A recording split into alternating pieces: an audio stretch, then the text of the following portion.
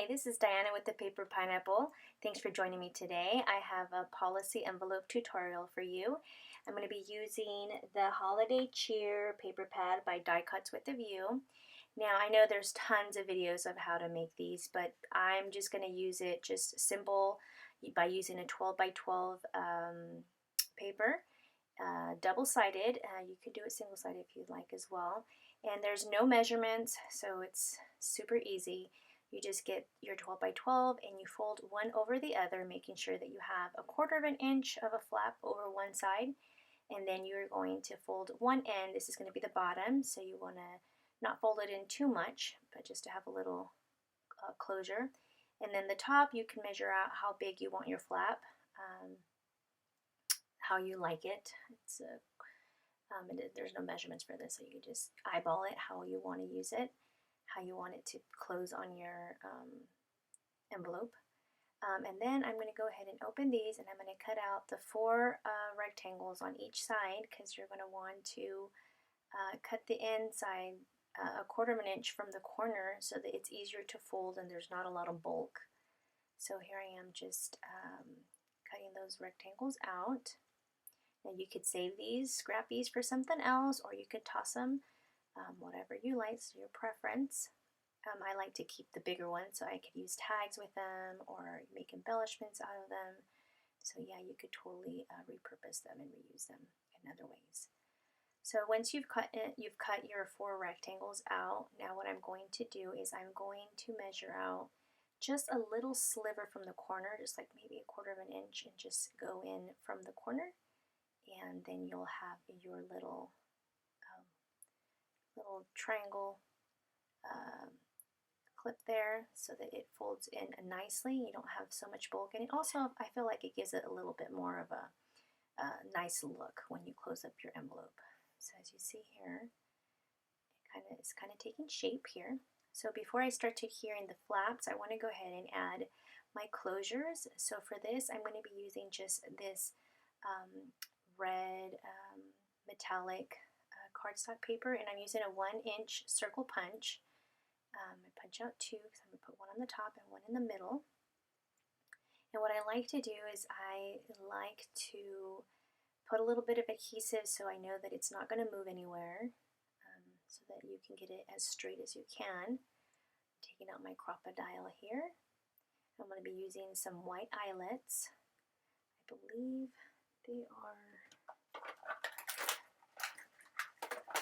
quickly see what, I believe they're 3/16. Yes, that is a measurement for my eyelets.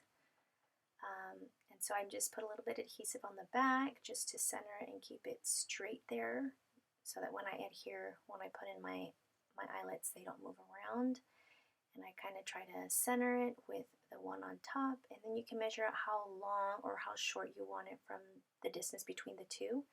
You're going to be adding twine for your closure. So I'm just going to use my crocodile, and I'm going to use the bigger side because that's the size of the eyelets that I'm going to be using. So first, what I like to do is I'd like to measure out my hole to see if it's the size that I want. And that is the size I want. I do apologize for the extra sound. I have my family, all of my family home.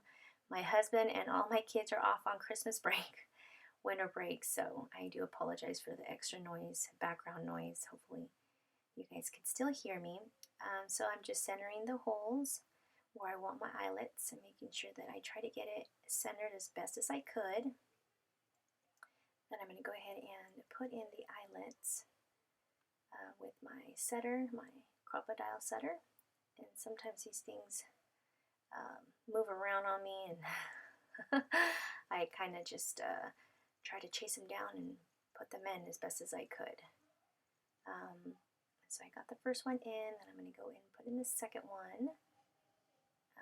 I lost the other one, so I had to get another one. And they're fairly easy to use and easy to set. And then I have the second one in. So now I'm ready to adhere my flaps in. So first you want to do on the other side, you want to go ahead and put your adhesive to the very edge because you don't want it too far in, too far out because then you'll have the sticky part sticking out of your flap there. And then you just press it firmly for it to close, and you add adhesive on the bottom side and close that up nice and firm. I use my bone folder just to give it a nice good crease, and then I'm ready to put in my twine. You can add string, you can add any type of ribbon, whatever you want. I did end up using this, it looks like twine, but the furry fuzzy kind, I forget what it's called, but so my mistake on this one was the twine was a little thick for this closure, so instead of, I tied it once, and my mistake was to tie it twice because then it made it too bulky. So if you have thinner twine, I don't think it'd be a problem, but if your thing is, your string or twine is thicker on the thicker end, I would just tie it once so you don't have so much bulk. And you can cut your twine as long as you want, and then I will cut the piece there because it doesn't go all the way around, and that is your policy envelope. Now I'm going to go ahead and try to decorate my envelope on the other side. I downloaded this cute little gingerbread man, and he's so adorable. I'm going to go ahead and link it for you. I got it from a friend who sent it to me, but I saw where she got it, and it's from lovelyplanner.com. I'm going to go ahead and link it so you can print out this exact same gingerbread, and the reason why I like it is because it has a little letter with a little stamp, and this policy envelope is going to be for my Santa letters. So you can always think outside of the box. This actually is for your planner, so it's a planner divider, and I thought it was super cute, and I love gingerbread cookies, and it's just so cute. So I wanted to use it to decorate my envelope. So I went ahead and put it in the middle because I do remember I have to punch my holes on the side, and I don't want it to punch the decorations or the embellishments. So I went ahead and opted to put it in the middle, and I did end up using the Doodlebug. I can't remember which one it is. I'll go ahead and link it in the description so that you can see. I purchased it off scrapbooks.com, and there are these little bits and pieces. I can't remember if it's Chit Chat or Odds and Ends, but it's from the night before Christmas line, I believe. Just added a little heart and this little fly that says, page 5, that says magical, and I do forget to add my 6 because this is going to be for my number 6 in my album.